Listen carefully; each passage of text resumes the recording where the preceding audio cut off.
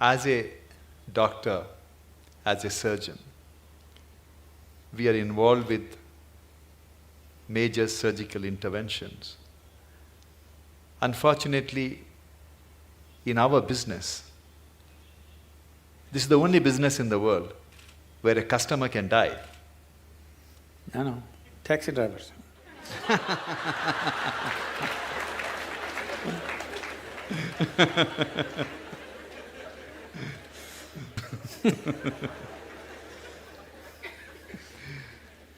It's however much you try, Sadhguru, to dissociate ourselves.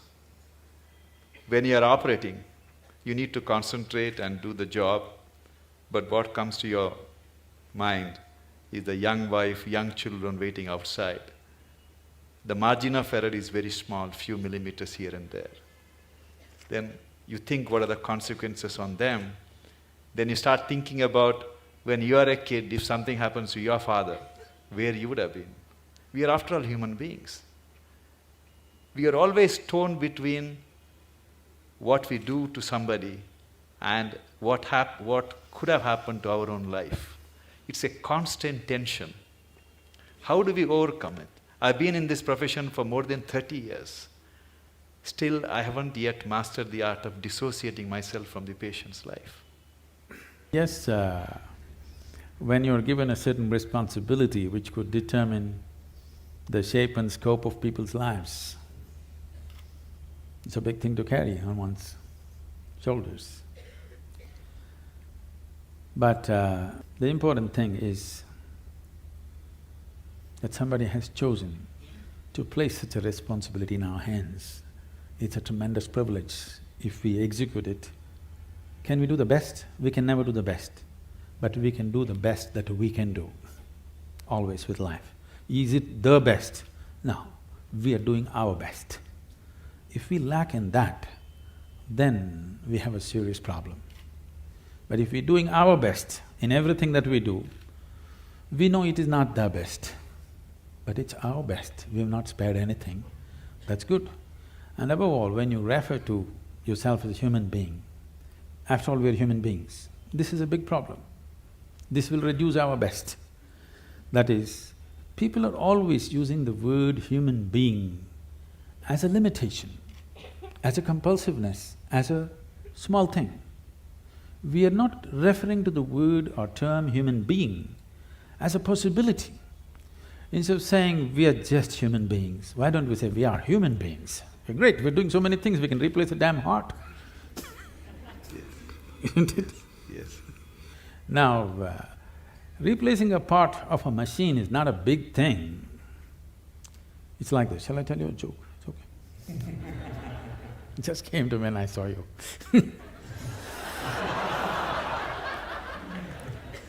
So, a cardiac surgeon took his Aston Martin, which was giving him a little bit of trouble, engine trouble, to the mechanic. So he said by evening he'll have it ready. After his hospital job, he went there to pick up his car. It was not ready.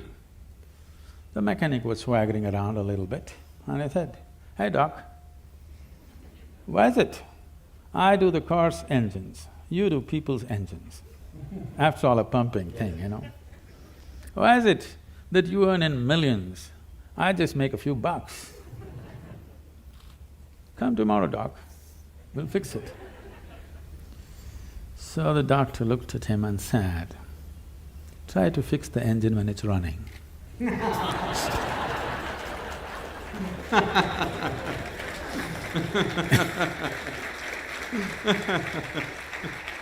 That's the important thing. You got to keep it running and fix it.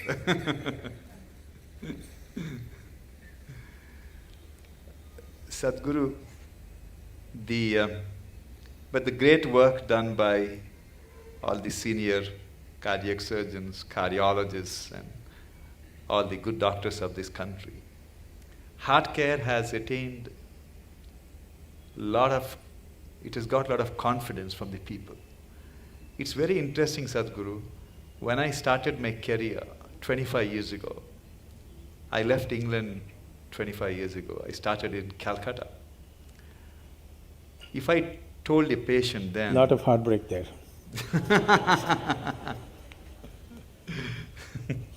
If I told a patient then that he needed an operation, it required more than an hour of convincing him for an operation. But today, I face a different problem. You're standing in a line. Today, Sadhguru, when I tell a patient, after seeing all the reports, that you do not need an operation, I have to spend 1 hour to convince him why he doesn't need operation. Everyone wants heart operation, Sadhguru. Is it for romantic reasons or…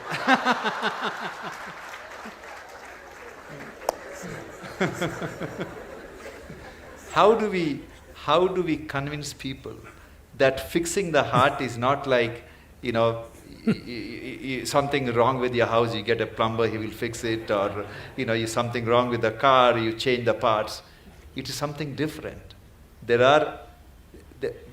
are not the magicians, or we are not the gods, and the nature is the best healer. And cardiac surgery is only a 50-year-old phenomenon. People have lived for… I think they have also realized it's a dumb pot. It's a big dilemma for all of us, Sadhguru. Today, people want something to be done on their body all the time. Yes. If not heart, many other parts of the body. Yes, as I said, probably in another 50 years, 50% of the population will be going through these surgeries, which is not health, which is medical industry, but not health. If health has to happen, a culture of health has to come in. Not healthcare systems, not hospitals, not more doctors, not more surgeries, but a culture of health has to evolve. Right now, world is in a way of imitating everything that America does.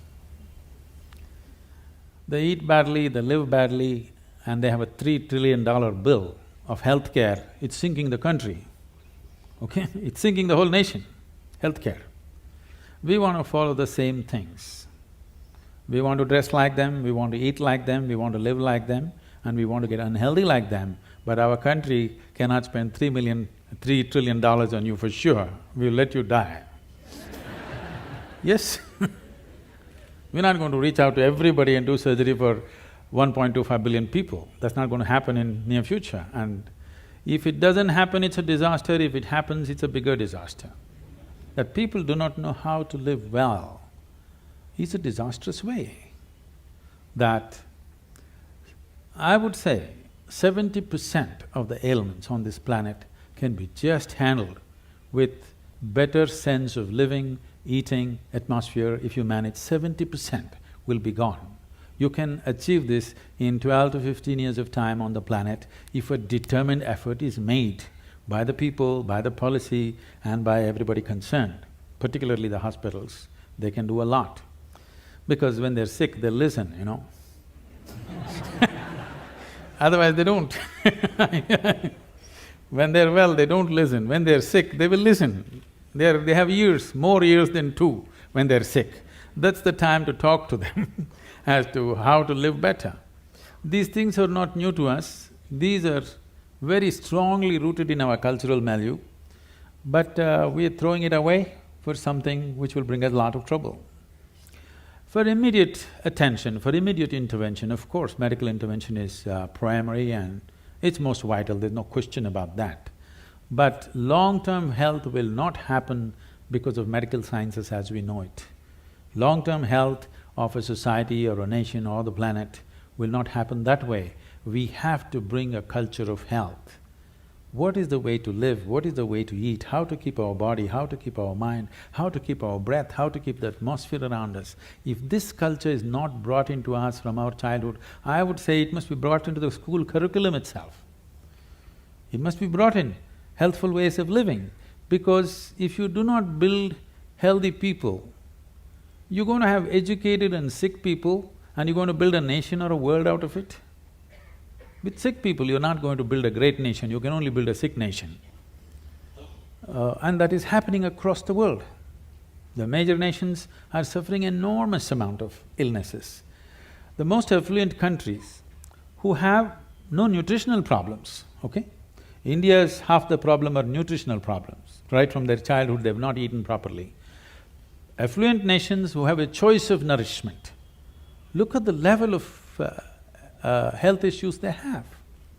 That should not exist at all. When they have choice of nourishment, they should not have, I would say, 80% of the people should not have any health issues till they die. When 20%, 25% will get something, infections will come because of close proximity, those are different.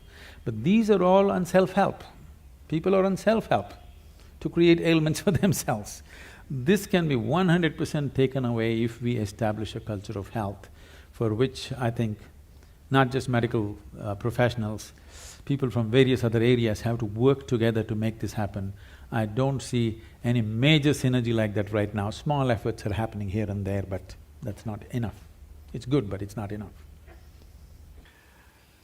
Sadhguru, majority of the people who fall sick, it's primarily because they led a life which would definitely land them in trouble.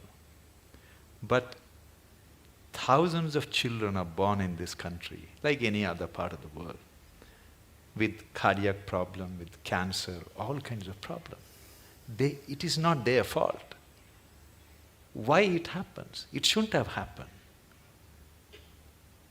6 million Toyota cars were withdrawn last year for defective whatever and about 9 million General Motors withdrawn for ignition problems. It's a manufacturing defect. Only problem is you can't withdraw them. Actually, nature is trying to withdraw them. We are not allowing it. There was a time we would allow the nature to withdraw. Yes?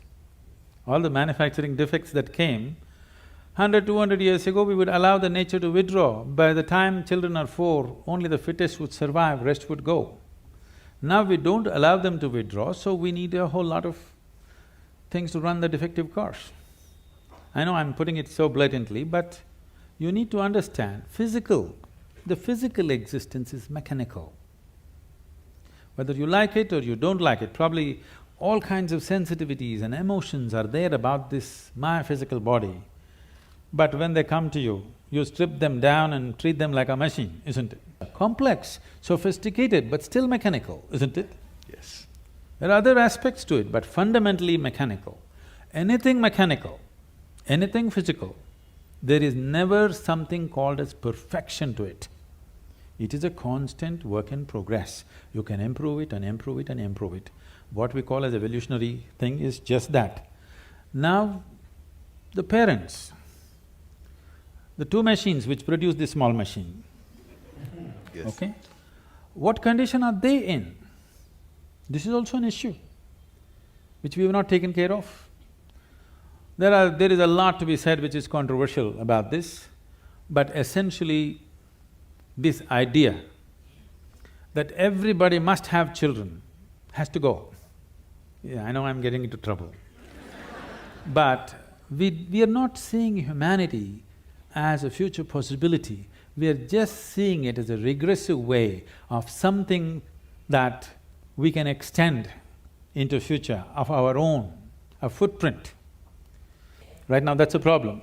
Our identification with the body is so strong, the physical body is so strong, we are unable to think beyond our biological identity.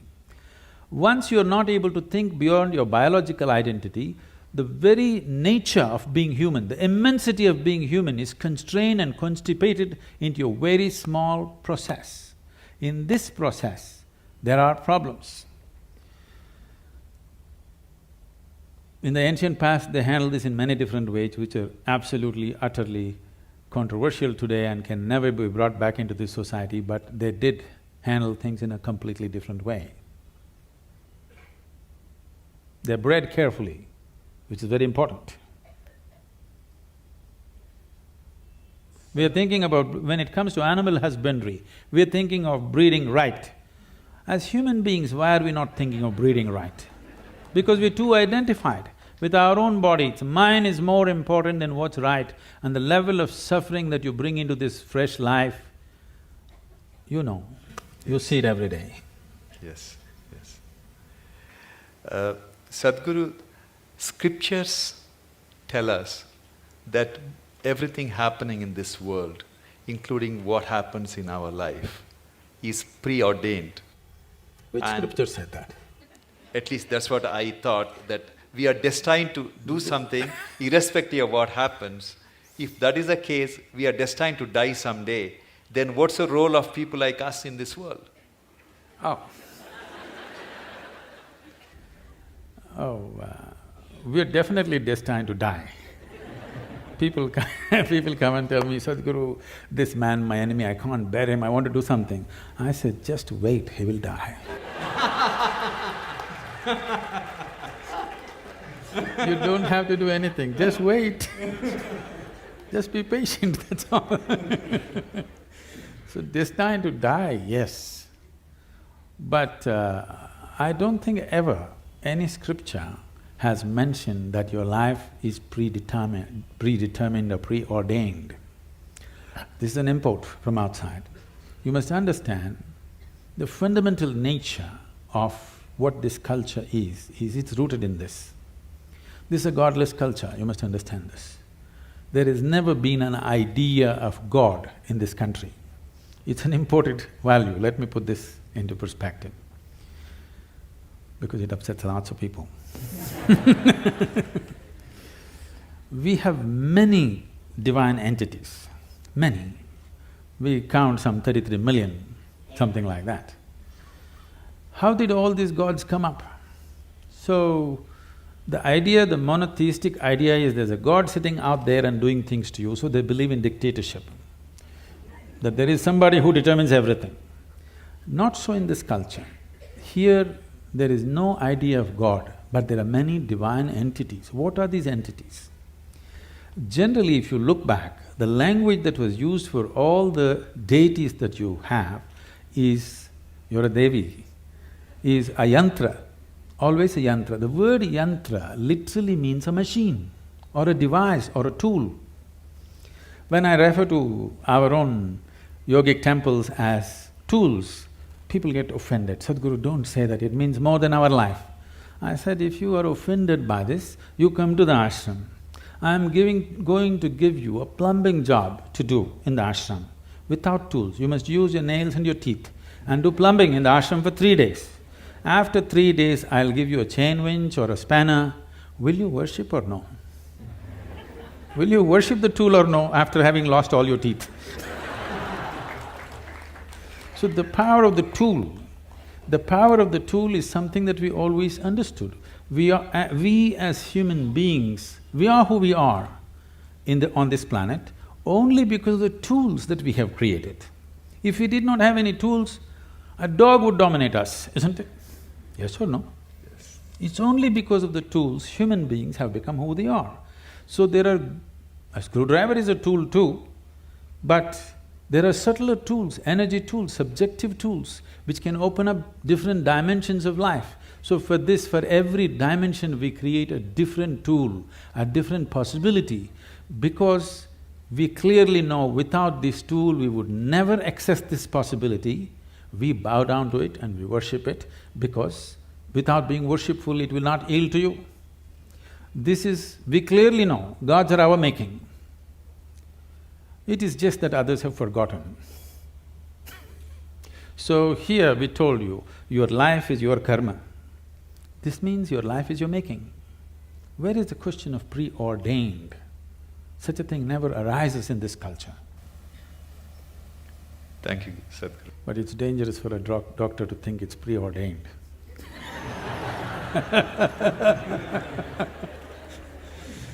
Today, the medical science has reached a level, Sadhguru, we really do not have to touch the patient. When I see a patient in my office, he would have undergone all kinds of tests, Scans. Everything is done, all the images are displayed, history is written, everything is planned. Technically, I can see the reports and tell the patient, okay, you need a bypass or you need valve replacement. But I always make it a point to take my stethoscope, put it on the chest, listen to the heart, look at the patient's eyes, put my hand around on his shoulders, touch the patient, and then explain to them what is going on and talk to the family.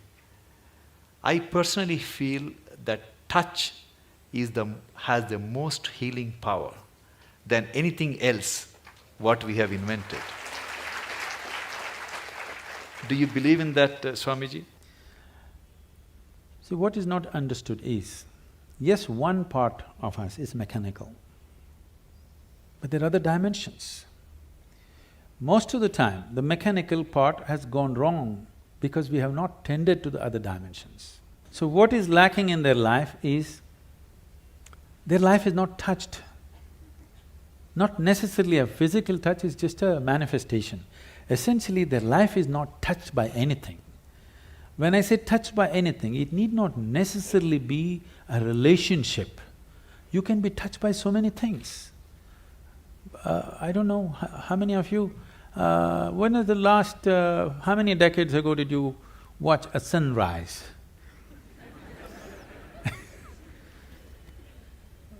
Or a sunset, or a moonrise. I'm saying not touched by anything.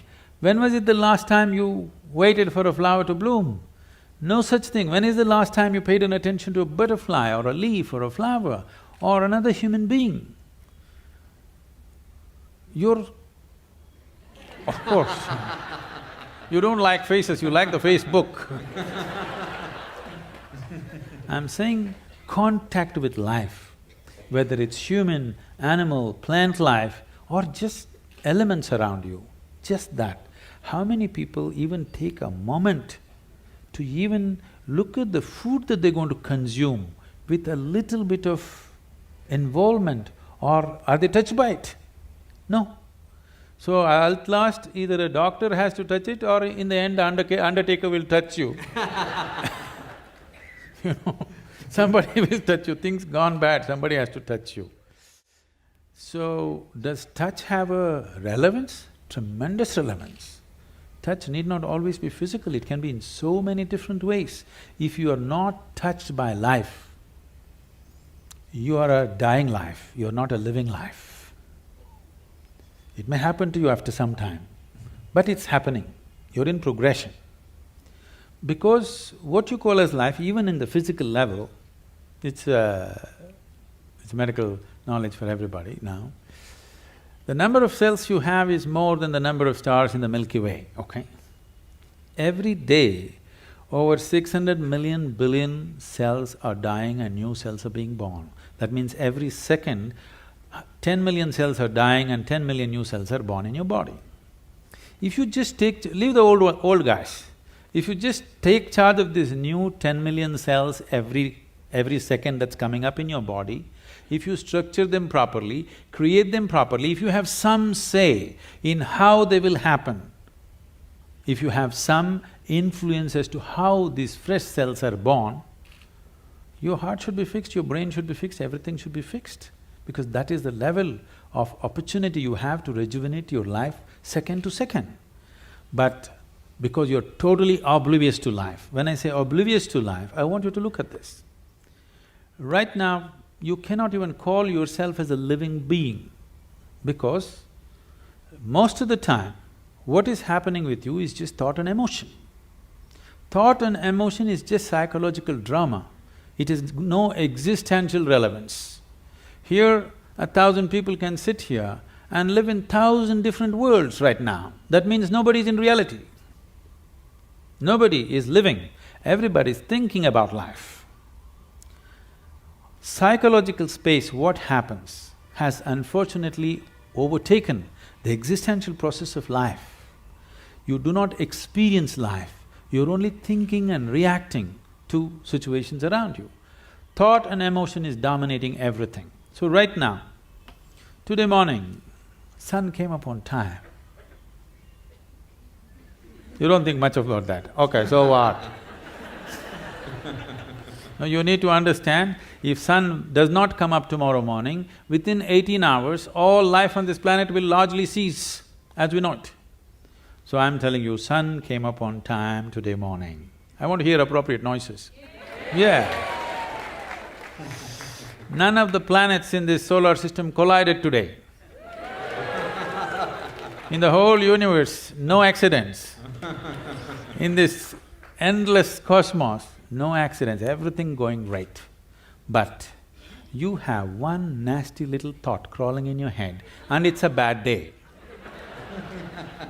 I'm saying you completely lost perspective with life. You lost perspective as to who you are. It's a kind of madness. So once you lose perspective as to who you are and what is your space and status in this existence, you are a sickness by nature. It's not the doctor has to diagnose you, it's already on. One day it will manifest to a point where his instruments or his touch will tell him, but it's already on. The process is on. When it goes beyond a point, he'll give you a prescription or a surgery. But the process is on, you're working hard towards it. There are large number of Indian or Western techniques of healing which may not have scientific data, but they work. And I have a personal experience. Many years ago, my wife developed lower backache. It was intense pain, excruciating pain. As usual, I took her to a neurologist, they did MRI and everything is fine, there is no problem, but poor thing, she was I'm really… glad you were not a spinal surgeon, otherwise you would have done it. Then my brother-in-law suggested that I should take her to see a acupuncture specialist. As a doctor, it was a bit embarrassing for me to go to somebody. And he didn't have a fancy clinic. I went to his house and he talked to my wife for a few minutes and he made her sleep flat on the floor. And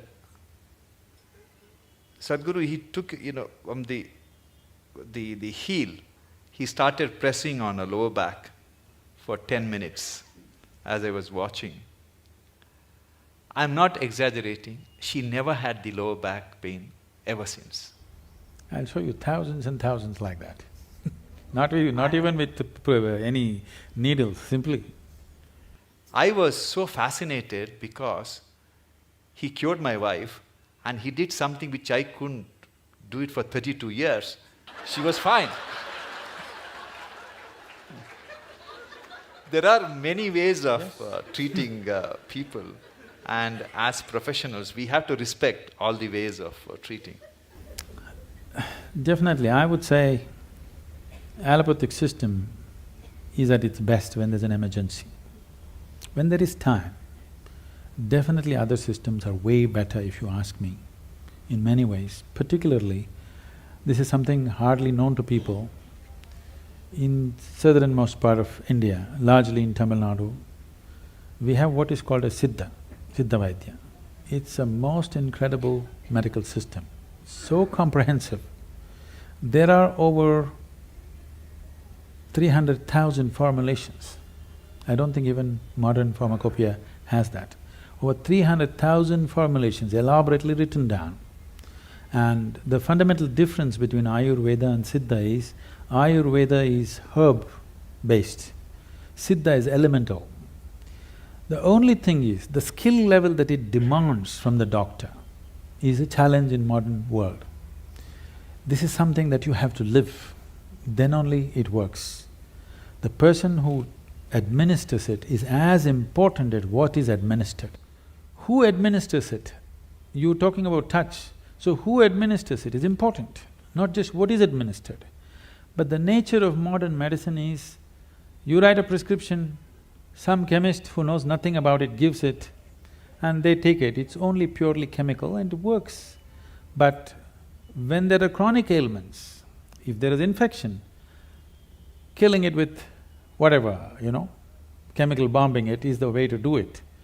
But when you're generating an illness from within, correcting it from within is most important. If there's an emergency, you have to intervene more aggressively, that's different. But these systems have such a comprehensive knowledge about health and well-being. But the problem is, it needs a lifelong involvement and dedication to become something good with this kind of system. It is not something that you can acquire as a profession and do it. Always it was seen as a sacred duty that you can actually… See, I want everybody to think about it, and I'm sure many times you're facing this within yourself. It is not a prescription, it is not a surgery, it is not something. It's a person's life, whether he lives or dies. I mean, your existence, it is not a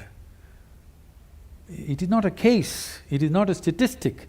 For that person, it is the only life that he has. This needs far more deeper attention than just being handled as a profession. I think that sense of dedication and involvement, individual doctors might have grown into it, but still that's not there as a culture. That is not there. It should not be seen as a profession, that's what I'm saying. Yes, of course, monetary requirements are there, that will happen, that's a different thing. But first of all, it must be seen as a certain commitment and a certain privilege that you are able to either end or extend somebody's life is not a small privilege. Sadhguru, many years ago, when my son was a little kid, he gave me a book written by Swami Vivekananda. He was describing how ancient gurus could communicate with each other thousands of miles away just by thought. It's essentially… it's like a modern internet, how one computer can communicate with another computer in US or Europe, anywhere. Do you believe that human mind can be trained to influence another human mind or people's mind who are far away just by tuning our mind to the right frequency? Can it be trained? Can we learn that art? You're trying to beat the cell phone companies.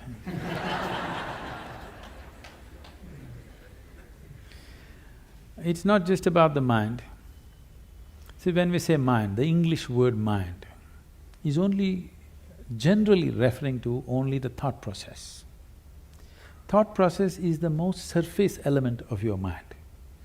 I think because of European thought, we have given too much significance to the thought. In the yogic science, we do not attach any importance to what you're thinking about or feeling right now, because what can you think? Only the data that you have collected, you're recycling it, it's of no great consequence.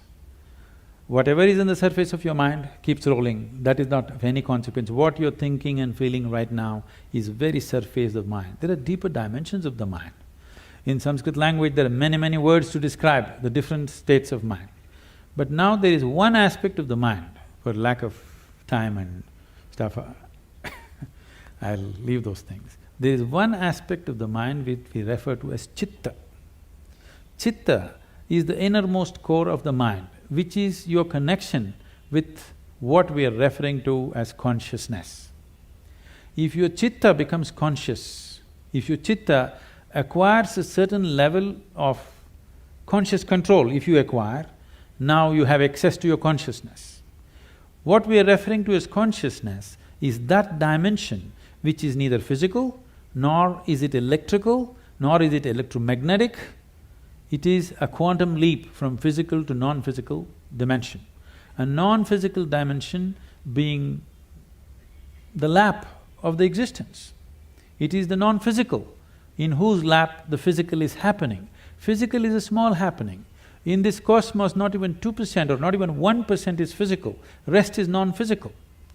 This non-physical dimension, in the yogic terminology, we use a specific sound which is connected with that dimension. Today it's all very highly distorted. We call this Shiva. That means that which is not. When we say Shiva, we are not referring to some man sitting up there.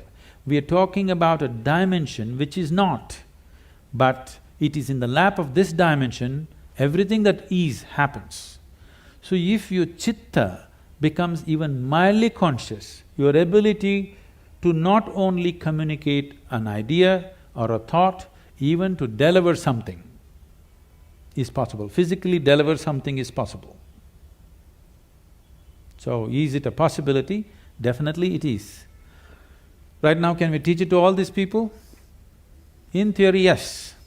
But are they willing to work towards it? That's a question mark. One big problem is, our education systems are such, we have glorified our thought to such a place. First, to bring that down itself will take time. To make them understand the stupidity of their thought, it will take a whole lot of time. Because everybody thinks they're smart, but actually the smartest thing about most people is their phone.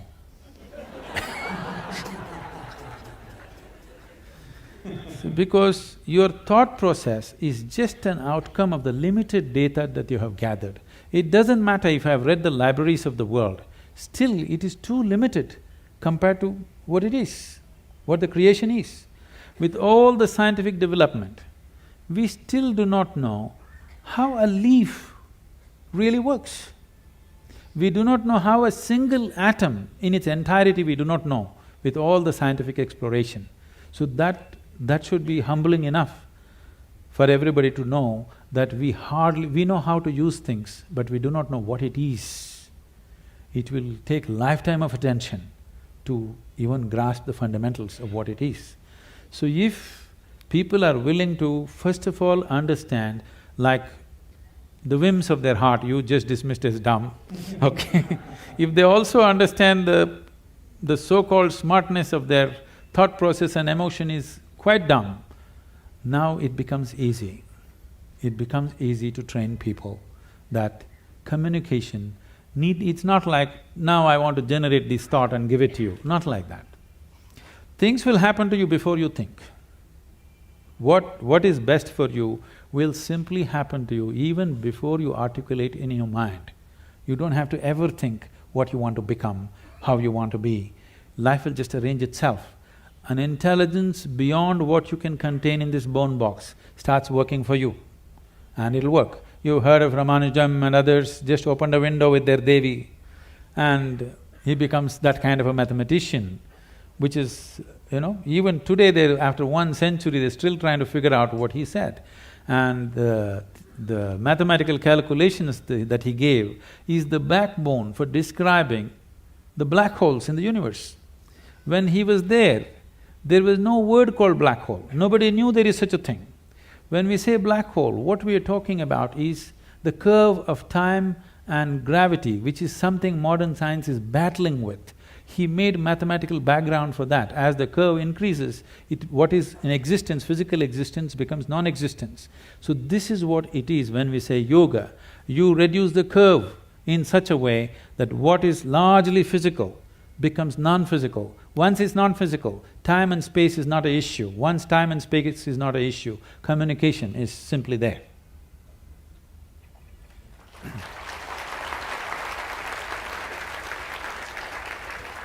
About 20 years ago, Sadhguru, I received a check for 1 lakh rupees from a retired major from Indian Army. He just gave his name, he refused to, he didn't give his address. And he wrote a small note stating that the money I am giving you is too small for the path you have chosen. But God has His own mysterious ways of giving you the rest. It had a tremendous impact in what I thought, what I wanted to do.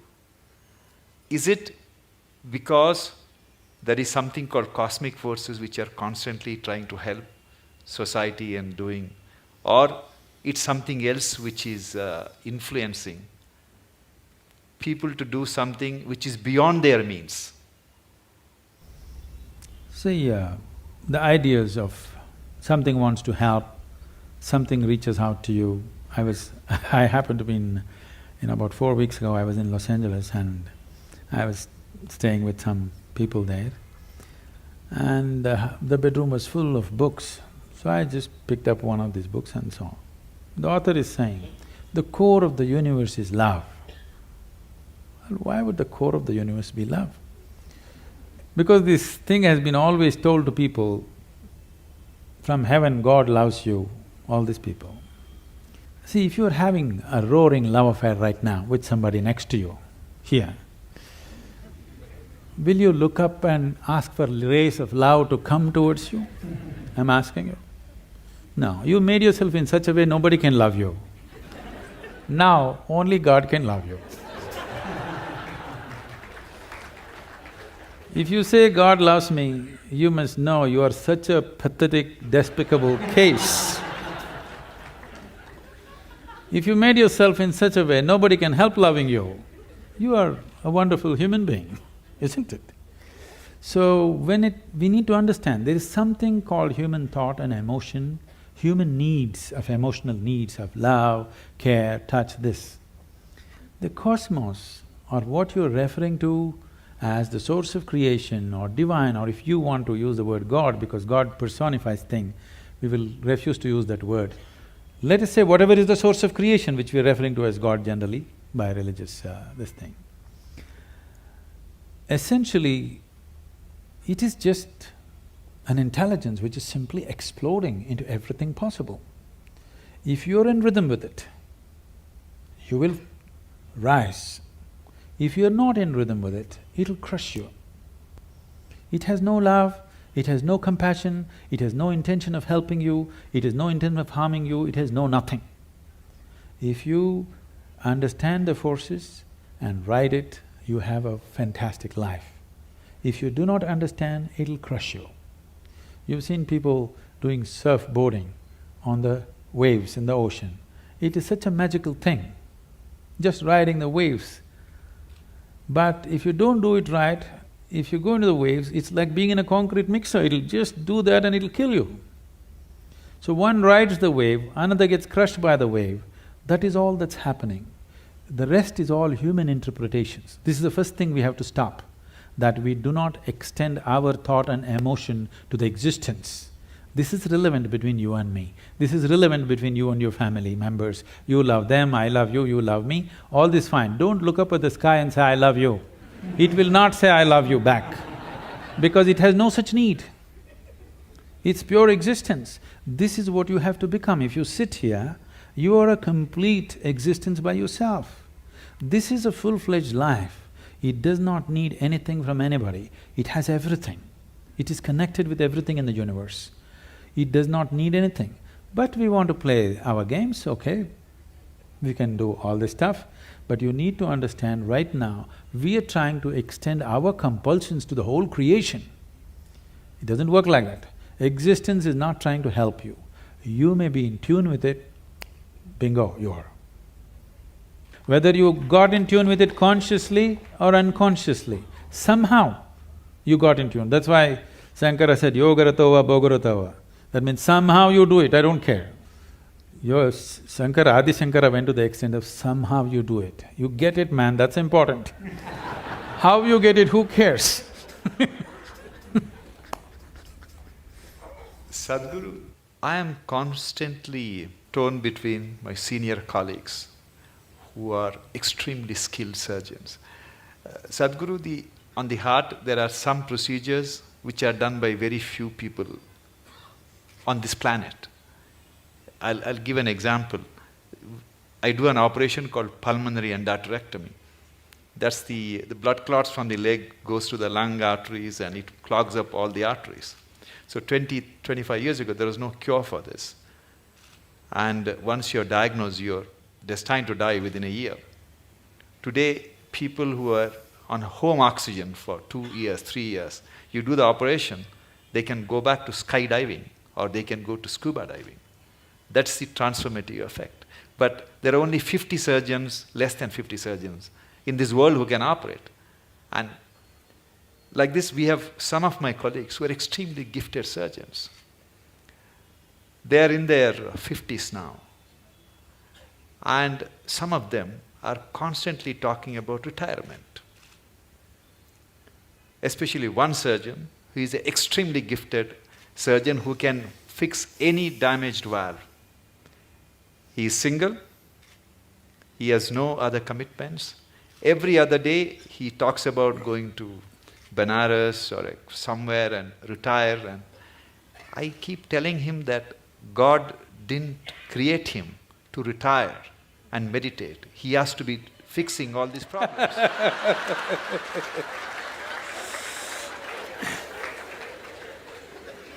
So he gives me extension every 6 months, Guruji. So at the end of 6 months, the usual rigmarole starts. He talks about retirement and everybody is depressed in the hospital. So how do you deal with this kind of people?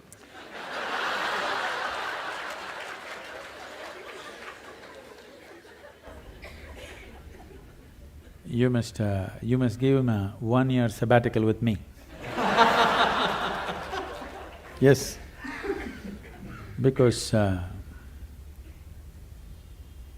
the need or the idea of retirement enters anybody's mind because of the monotony of what they're doing, whatever it may be. Somebody else may think it's a great thing, but in your experience, somewhere it's becoming monotonous or stagnant. Stagnation is one thing that human intelligence and human system cannot take, and most of the ailments are because of stagnation of life. They may be getting their, once in 3 years promotion, they may be making little more money, all these things may be happening. But somewhere experientially there is a stagnation, which could be a major cause for many of the complex ailments that people manufacture within their systems. The more complex they get, you try to create more talented surgeons. I'm saying we are manufacturing the problems, we are trying to manufacture a solution. I think as we offer solutions, people who have already gotten into problems, they need solution. But it's very important that we teach people how not to create these problems, so that instead of 50, you have to produce 5,000 expert surgeons to attend to all these people who are on self-help to illness. So I would say a surgeon who has a certain competence and who has worked through his life, if he wants to explore something of his own nature, that would be the greatest thing to do, because he's not a man without commitment, not competence. When competence and commitment is there, you should not run him through the rigmarole and destroy that possibility. It's important that he explores something of his own nature, which will make him… we don't know what he'll come up with. You cannot even estimate what he may come up with. I think a sabbatical is good. He may come up with something that you've not thought possible. I will convey your message, Sadhguru. I'm sure he's watching this program. Sadhguru, I believe that talent is something which is grossly exaggerated in success. When I was in medical school, I used to teach martial art. That was my passion. And every time a Bruce Lee's movie was released, all these school kids would come and join in hordes to martial arts schools. We used to call it Bruce Lee phenomenon. They're gone after 2 weeks. Yes. And I used to see some kids whose physique is meant for martial art, who have the natural flair, and I used to think, oh, this kid is going to get a black belt. And interestingly, Swamiji, after 6 months, they're never there. The guys who go up to the black belt and, do something very good in martial art are the ones who joined the school without any skills, without any talent, who worked very, very hard, For everything they had to sweat it out. But in the end, they are the ones who succeed. How do you explain this phenomena? See, for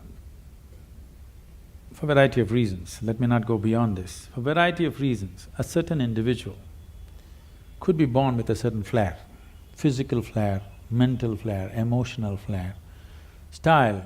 5-year-old child, one has style, other is clumsy, okay? So the one with the style is not going to become necessarily a fashion thing. Somebody else who seems to be clumsy may grow into something else. Like, you don't know when a woman is pregnant, the child within that womb, whether it's a sage or a sorcerer. Nor the woman know. No, the mother does not know whether she is producing a sage or a sorcerer or what. This is because, I use the word coherence because of modern science is using that word. Who you are here right now, as you sit here, this is physics. Every subatomic particle is in constant contact with everything. What you call as cosmos is living life and it's a live mind. You have captured only one small part of it. If you work with only that one small part of what you have captured, both as life and as intelligence, you will function at a certain level. If you apply yourself to break the barriers of your limitations that you've set for yourself, then there is an intelligence beyond anybody's understanding, beyond anybody's estimate, which is available to you.